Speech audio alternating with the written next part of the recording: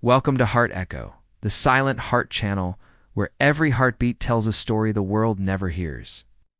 That day started like every other, heavy, quiet, and filled with the kind of thoughts that make the soul tired.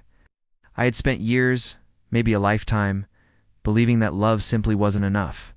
I carried this unspoken rule inside me, a belief that I had to be stronger, better, quieter, more perfect. I was constantly trying to fix everything, every broken moment, every shattered piece of my past, thinking that love alone could never hold me together. I treated my life like a project, one that I was failing at. And I thought if I could just organize the chaos, mend the cracks, and present a flawless version of myself to the world, then maybe, just maybe, I'd be worthy. But life has a strange, sometimes painful, and ultimately beautiful way of teaching us the truth. It doesn't always arrive with a grand announcement or a life-altering event. Sometimes, the most profound truths creep in during the quietest moments, disguised as something ordinary. And my truth, the one that would unravel everything I thought I knew about myself, arrived in the simplest moment imaginable. It wasn't a miracle. It was a connection. It was in the way someone looked at me, not with expectations, not with judgment, but with a softness I had never, ever allowed myself to feel. It was a look that didn't T-scan for imperfections or search for what needed to be fixed. It was a look that simply saw me, a look that said, "You don't have to be perfect. You don't have to be anything other than what you are right now. Just be real." This wasn't the kind of love I had seen in movies or read about in books. This was something raw, something grounded. It was in the way their voice cracked, just slightly, when they said my name, like the name itself was precious, like it mattered. It was a sound that resonated deep within my chest, a place that had been silent for so long. Then there was the way their arms wrapped around me, not to fix me, not to put my pieces back together, but simply to hold me. It wasn't an embrace meant to solve my problems. It was an embrace that said, "You can fall apart right here, and I will not let you go."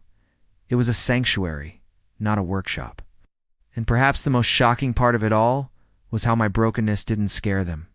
My scars, my insecurities, the parts of me I had spent my entire life trying to hide, they didn't teeth push them away. In fact, it felt like it brought them closer. They saw the cracks and didn't see something to be repaired. They saw the lines of a story, a map of a journey. For the first time, I wasn't an assignment. I was just a person. And in that acceptance, something shifted inside of me. I realized something I had spent my whole life running from. Truth so simple, yet so elusive. Love doesn't magically heal everything. It doesn't erase the past or take away the pain. But sometimes love is the very thing that keeps you alive long enough to heal yourself. It's the anchor in the storm, the steady hand in the dark. It's the permission you need to finally stop fighting and start feeling. It gives you the space to breathe, to grieve, to process, and to slowly, painstakingly, put yourself back together, not into some perfect mold, but into a stronger, more authentic version of who you were meant to be. That was the day I stopped fighting my pain. It was the day I stopped apologizing for my scars. I realized that my journey, with all its mésalliances and detours, wasn't something to be ashamed of. It was my story. It was the day I learned that I didn't need to be stronger. I just needed to be held. I didn't need to be fixed.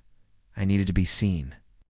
In that quiet moment, held in an embrace that asked for nothing in return, I finally understood. The love I had been searching for, the love I thought was a reward for perfection, was actually the starting point. It wasn't the cure, but it was the medicine that gave me the strength to find my own.